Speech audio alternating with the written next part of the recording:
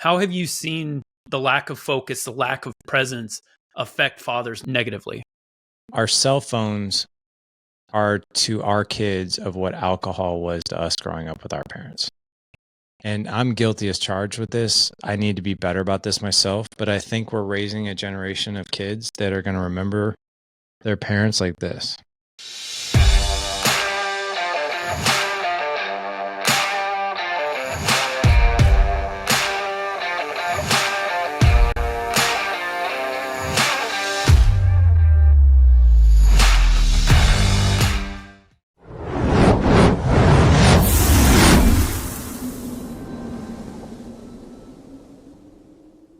Hey everyone, welcome to the Business Growth Pod. I'm your host, Alan Draper. So what does it mean to be a dad? And how do we know if we're raising our children correctly while also devoting the proper time and attention to our marriages, our businesses, and things like that? This is where Larry Hagner comes in.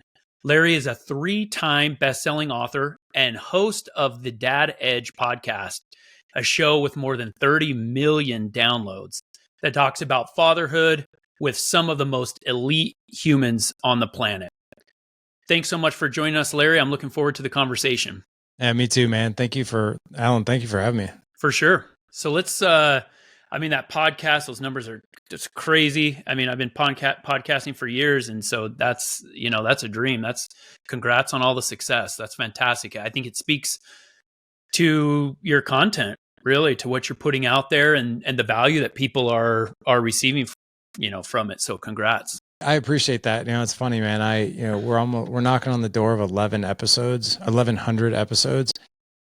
And I think back to 2015 when I launched the podcast, and literally I wrote down 10 outlines for shows, and I was like, after this, I think I'm on God's good humor. Like, I don't even know if it's going to last past that. Because I was just like, how in the world do you build content? And like, there's got to be somewhere where you just run out of things to talk about, and it's not true. Like, it's the opposite. The further along we get with this, the more I'm like, how much deeper can we get on topics, right? Or even topics we haven't even addressed, because there's so many rabbit holes that we could go down what I found is so valuable. So it's much like, how you started off this, you and I kind of talking, like a lot of your questions are, they're geared towards like, well, hey, like, what could I learn from this? I'm the same way. I listen to I host my podcast as if I'm one of the listeners. And I ask those questions to be like, okay, if I'm listening to this podcast, if I'm in my car, what is the next thing that I really need to know or learn in order to improve my life, right? Or improve the life of somebody listening. But I think when you're in that seat of learning, it's tremendous. Like, I don't think you can ever really run out of podcast topics if you're a student. Your topic is something that is, the level of importance can't be overstated. And, just to kind of put it into context, I have 3 children, 11 and 9-year-old boys and a 5-year-old daughter. And I own several businesses. I'm a serial entrepreneur, so I start several a year. I'm a big time investor, angel investor. I do all of that stuff. And some of the most difficult conversations that exist in my life, some of the most difficult scenarios, some of the moments where I feel the most unsuited revolve around my role as a father. And, some of my biggest doubts, I find myself a lot of times when I'm with my children and I'm swimming with them or I'm playing baseball with them, I find myself like asking how much is enough time with my children? Not that I'm trying to stop doing it, but when I'm in the moment, I'm like, is this what I'm supposed to be doing as a father? Am I doing this the right way? What have you found to be the answer to that question? What is enough time, to spend with our children? So I don't think we've talked about this topic a lot. I don't think the goal of the amount of time is nearly as important as what you do with it. So let's just take, you're a serial entrepreneur, right? I'm an entrepreneur. I'm a business owner. We have a lot of men who listen to the podcast that are career guys, right? So like, if it doesn't matter if you're a 9-to-5 or an entrepreneur or whatever, one common playing, when you play a football game, there's 100 yards on that field. There's 2 touchdowns. There's an end zone on either side. We're all playing on the same field as it relates to football, right? Now, and that's the same with fatherhood when it comes to time. But the team who wins is the one that's effective. The team that wins has a plan. The team who wins has the skills that basically outskill the other team, right? And fatherhood, in my opinion, is really no different than that. So I could name off 20 guys that I know that are home every night at 5 or 6 o'clock, and they have 4 to 5 hours with their kids every night. And they probably waste 90% of it, right? They're either sort of sitting on the sidelines, so to speak, and just watching the family, which is okay to some degree. It's better than not being there. They're on their phones. They're entrenched in Netflix or football or whatever else, right? And they're not really fully there, right? Versus a guy who maybe only has 30 minutes a night. But that guy is like, it's going to be the most intentional, purposeful, conversational excellence that I can possibly muster to make sure that I am winning the heart and mind of my kid, right? And teaching the things that I want to teach and passing down the life lessons that I want to pass down. I interviewed, have you ever seen the movie Hitch? Yeah. It's like one of my favorite. I love Kevin James and I love Will Smith. But that movie is actually written, it's based on a true individual by the name of David Wygant. Have you ever heard of David Wygant? So David Wygant was like the world's kind of first dating coach. And I've gotten to know David pretty well over the years. And he was an early podcast guest that I had. But if you really look at what Will Smith did in that movie and what David does, is he makes men the best version of who they're supposed to be. Basically helps guys get out of their own way, right? Builds confidence, conversations, right? All those skills are applicable. But David grew up with his dad, and when I had him on the podcast, I was like, what was it like for you growing up? He's like, my dad was home every night, but I always loved playing basketball. And my dad would shoot hoops with me in his robe, slippers, and one hand had a glass of scotch in it. And my dad would be out there with me for an hour. And I knew my dad didn't want to be there. Like, was totally going through the motions.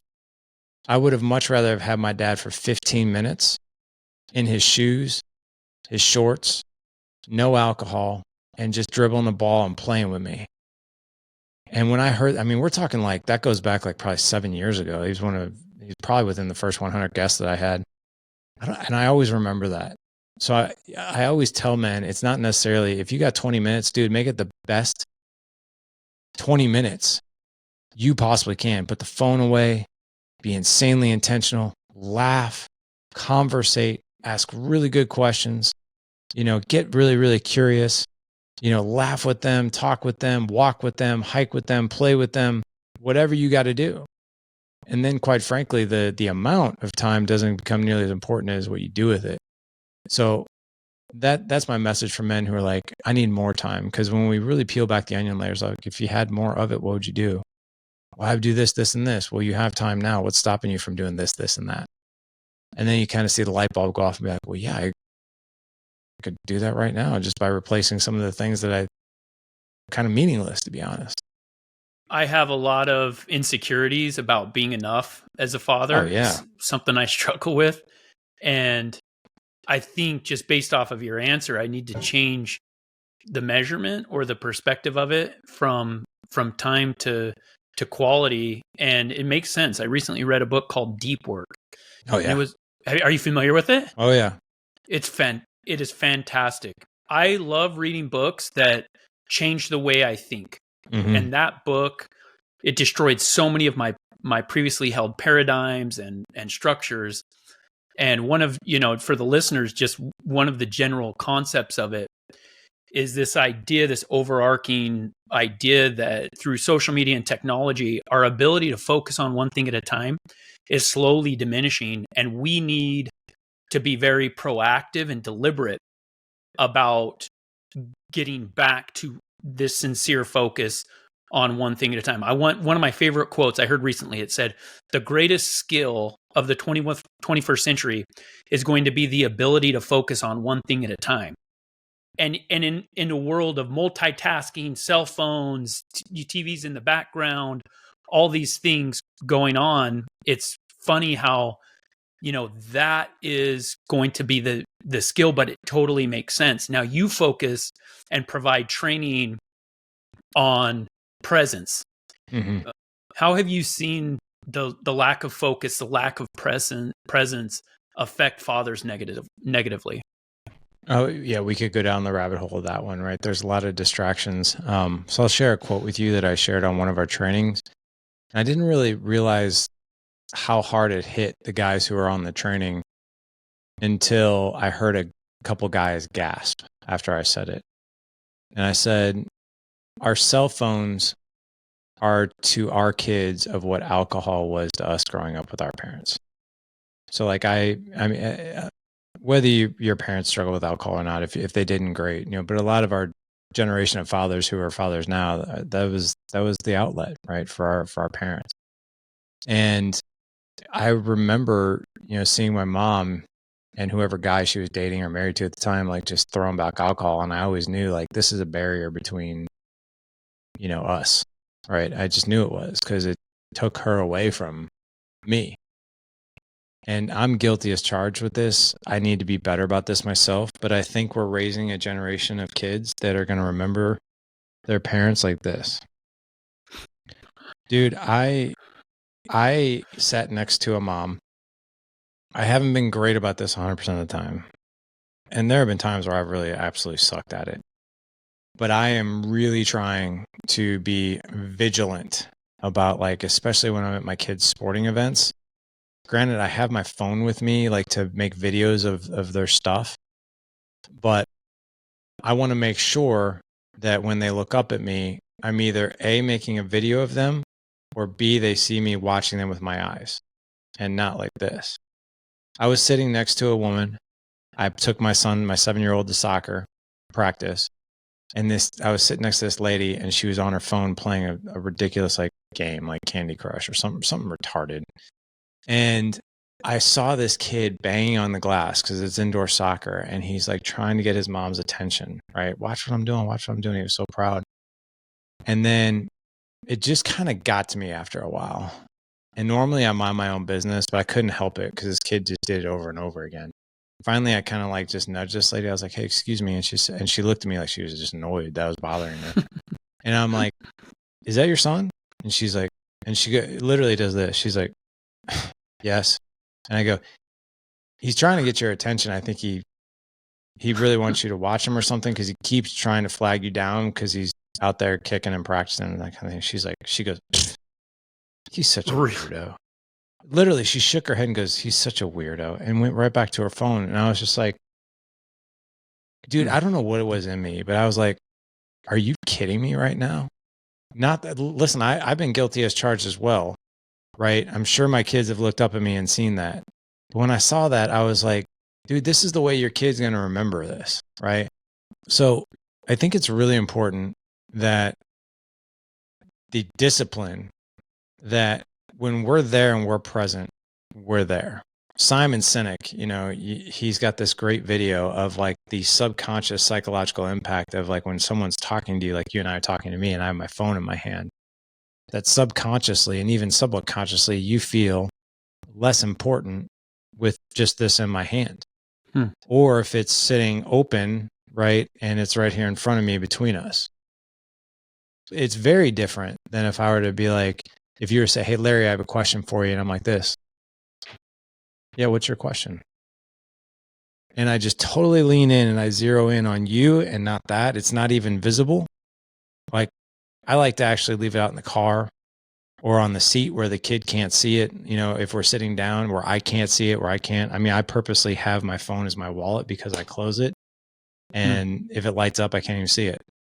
So I think it's really important, man, especially for this day and age, that we're mindful of that stuff. I'm not saying devices are taboo, but I am saying that they will create a serious wedge in the connection with your kids.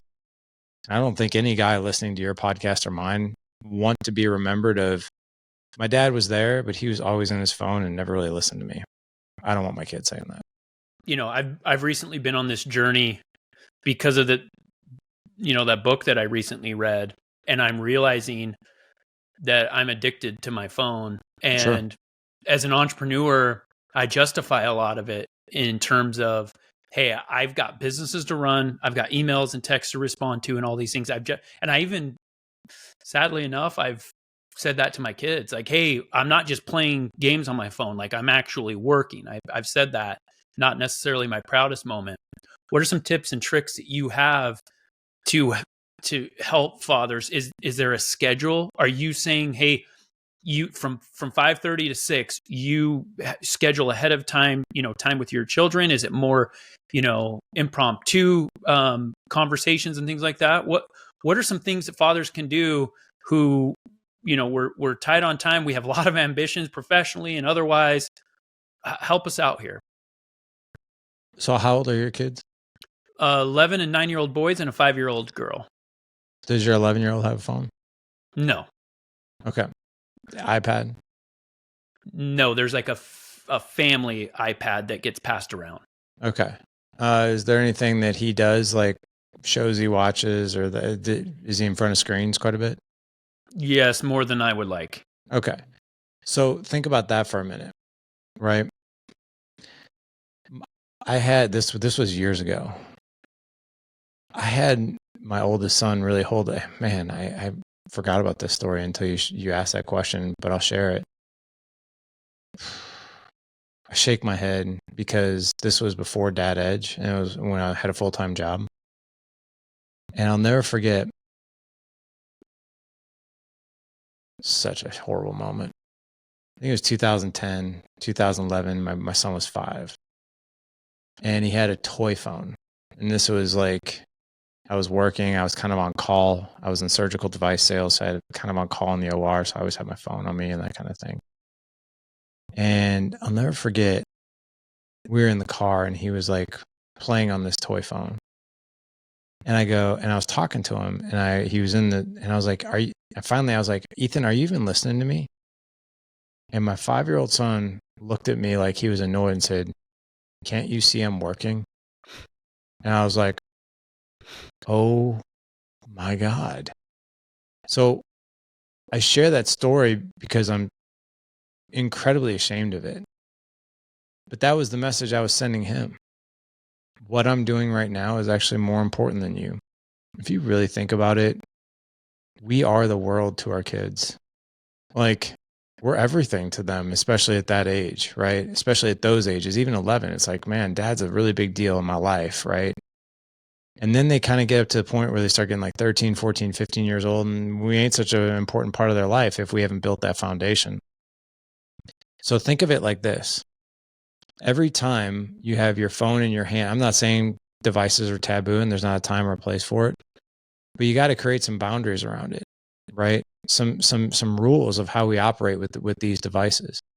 I guarantee that if I was on the other side of this interview and I'm like doing this on my phone, and I'm like kind of answering like, yeah, I think there's a time and a place, for, boundaries and devices. And how does that make you feel? Like, I'm just asking you, like, how would you feel? Yeah, it doesn't feel like great. No. And now think about now you and I don't even know each other. Think about this as your kid, right? Like when you started this interview with a really authentic statement, and that is, I don't know if I'm always questioning if am I enough? That's the number one greatest human fear of anything, by the way. Am I enough? If you really boil down what fear is am I enough? Will I be loved, or will I be left alone? Isolation is hell for a human being, and it all boils down to, am I enough? So your kid is growing up with, Well, if dad can't get away from his phone and give me attention, am I enough? Am I enough? Am I worthy of his love? Am I worthy of his attention? And am I even important? So tricks and tips, sure. But you got to have a really solid why, otherwise your tips and tricks are not going to be enough, right? I could tell you, go put your phone away from 5 to 9 p.m., but that's not a strong enough lever for you to be like, you want your kid to feel like he's less than, unloved, unseen, and unimportant. So it really boils down to, you got to get that in your heart first. And then the boundaries are like, there's a product that I fully endorse. It's called Aro, ARO. It's this beautiful, decorative, sort of kind of like box. It looks like it's perfect to just sit on a counter. And what it is it's actually a box where your phone goes in, and there's an app that goes with it, and it measures your time away from your phone. So it actually gamifies and incentivizes you to be completely without your phone, not in your pocket, not on the counter, not in airplane mode, but in this box. It measures the amount of time. So if you really want to get technical on a tactic, once your kids have phones like my 2 older boys do, and my wife and I, gamify how much time as a family can we spend away from our phone? How much RO time can we get? Once we've each reached 10 hours, let's go celebrate and go have a pizza somewhere or something like that. But you can really gamify these things too now, which is really cool. But that's one device that it's gold for families. One thing that I struggle with is, because of my use of devices, I've kind of encouraged this screen time with my children. And I realize that. I realize they're, a product of their environment in a lot of ways. And so I'll have moments where, I'm like, okay, I'm going to put my phone down.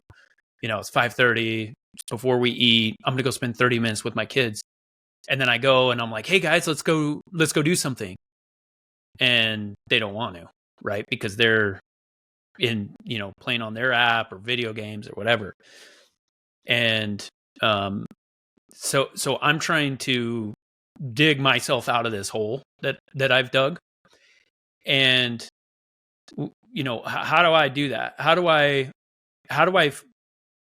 even though they're still younger, I guess, how do I reset some of those things so it's like, hey, do I make them? Do I, upset them like in their video game, like they're right in the middle of it? Or what's the process to kind of start undoing some of these things that I've done? So I don't think tech is, I think it just sort of depends. By the way, it's not too late. 80% of our one-on-one time with our kids is gone by the time they're 12. So you still have time to make an impact, right? I think it's really, really important that you make that impact now, like, and anybody who's listening, versus later on, because once they're a teenager, it's a little bit harder to undo some of those habits, right?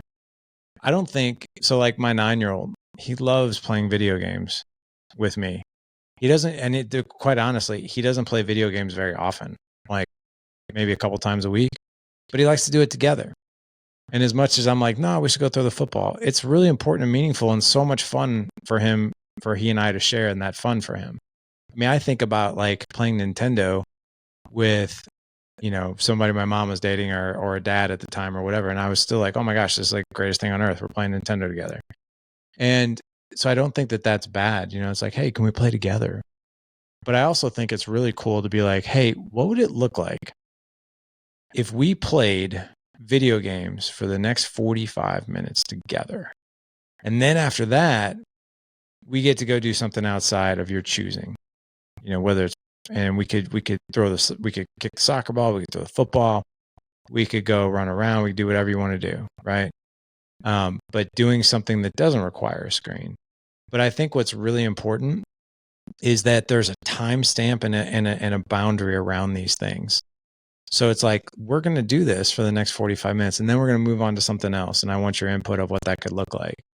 But I think I don't think tech should be necessarily taboo. Tech can still be somewhat connecting.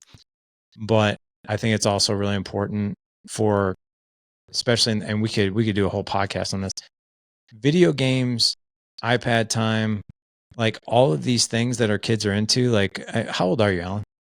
I'm 43. Okay. So you remember like Nintendo. Oh yeah. Yeah. Like Super Mario Brothers, Mike Tyson's Punch Out, Castlevania. there was an ending to all those games. You could only get so far and the game actually ended. There really is. You could play Call of Duty for probably 100 hours, and I don't even know if you get to the end of that game. So like, and the iPad apps and all of these things are designed to not have an ending. Sure. They continuously go on. And when you're in front of a screen, your brain is in flow state. So it's almost impossible, especially for a kid, to get them out of flow state. One of the most powerful things on your phone, and I use it all the time, is the timer, right? The timer. I'm like, hey, I'm going to set a timer for 40 minutes. We're going to play this game for 40 minutes, and then we're going to go read some books. How about that? And they're like, yeah, cool. And then we'll play as much as we can in 40 minutes. You're teaching them discipline, and you're teaching them everything is okay as long as it's in somewhat moderation, and we're disciplined to that moderation. The timer goes off at 40 minutes. We don't set it for another 10. We hold our word and we move on, right? But I think that's one way to do it. One of the goals that I have as a father is to teach my kids hard work and industry. I grew up in a small farming community. Yeah. And it was just instilled in me naturally. I think it's tougher nowadays. And that make me sound old fashioned. What is it for us as fathers? How important is it for us to teach our children, this quality of hard work? And especially as fathers, I think, do they need to see us working a certain amount or to some level? Or is it more important if we have time in the margins that we spend it with them? This is a question that I really struggle with. I think both equally. So I think that there is a time to enjoy, right? And just to relax and to have downtime. There's also a time to grind and work and be relentless with that, right? I think my personal opinion, so I train every day, I work out every day, and our whole family is, I would definitely call us a fitness family. I started bringing my kids into the gym for training. And I'm very loose with that term of training. Like for a 10-year-old, 9-year-old, whatever, I want to see a smile. I want to see a little bit of sweat, but I want to see them laughing and I want to see a smile. I am not going to have a 10-year-old do power cleans until he pukes, something like that, because then he'll look at it and be like, this sucks. But I think one of the lowest hanging fruits for anything to teach a little kid, to teach a younger kid the benefits of hard work is by doing something physical, whether that's a sport, whether that's fitness, and you show them not only the work ethic in it, but the grind in it. So like, I trained for a bodybuilding show with my 15-year-old last year. And it was all his idea. I couldn't even believe it. I was like, you're on crack. I was like, I'm not doing that. But then he was just like, but yeah, we get to train every day together. I'm like, okay, I'm in. Yeah. And we did it. We prepped for 16 weeks. And here's the cool thing. We actually looked forward to that grind, to that workout, because it was, I think if you can, and there's one big reason for that. Every time we worked out, it was an opportunity to get slightly better, slightly stronger, slightly fat, whatever it was, right? And we would set those little tiny goals that we could just chip off here and there, right? But the other thing too is connection. If we could teach our kids work ethic while also connecting with us, like, dude, me and my son, we had the best conversations in the gym, even though we were both like in hell. Like I remember a week out, we were on the stair stepper and I'm just like, this sucks, right? But you have those conversations of like, this sucks, but we're doing it anyway because it's really important, right? And I remember me and him just exhausted mentally and emotionally, going through, we're depleted. And I'm like, how are you feeling? He's like, this is really hard. I was like, yep. And I was like, do you think anybody else your age is doing something like this? He's like, no. I was like, yeah, I would agree. No. I was like, what have you learned through this? Like, and you bring it back to like, what has the grind and the work ethic taught you? And he would tell me those things, but I want him to say it. Like, I actually want to pose the question. And I want him to teach me what he's learning through this grind versus me try to teach him, because it's actually remarkable. Like the lessons that they're learning kind of on their own sometimes are supersede the ones that I want him to learn anyway. So I think it's bringing them along for the grind, and here's the other thing too. We had a mantra that we used when we were training for that. Let's be obsessed with the results and do the discipline and the process of training anyway. The training we know is not going to be the most fun, but the results and the outcome, that's what we're after. And I think if you can plant that seed, this is going to suck sometimes. It's going to be hard work, but you know what? That's why we're doing it. I think that is clear to kids. Our time's up. Larry, I have a list of another 20 questions that we could speak for hours about this subject that I care so much about. And clearly you do. I appreciate all the work you're doing. I appreciate you fighting the good fight for fathers out there so that, we can get a little better. I always talk about my journey that I'm on as an entrepreneur and as a father and son of God and all these things. I talk about the journey, and I talk about how important it is for me to identify not just where I'm going to eventually end up, but the road that I'm on. And I think you're adding so much value for the listeners. Check out his podcast, check out his books. Just think of the value that the last 30 minutes has added to your life. I know for me, there's several things that I'm going to do differently. I'm going to be more proactive about spending time with my kids, and be actually with them. I know the value of that. That's been reemphasized today. So Larry, thanks for your time, man. Appreciate you. And I look forward to following you on your journey. Thank you, man. Appreciate you. If you have enjoyed today's podcast, please leave us a rating. And for daily inspiration and business tips, follow Alan on Instagram. Until next time, remember, we build the future one entrepreneur at a time.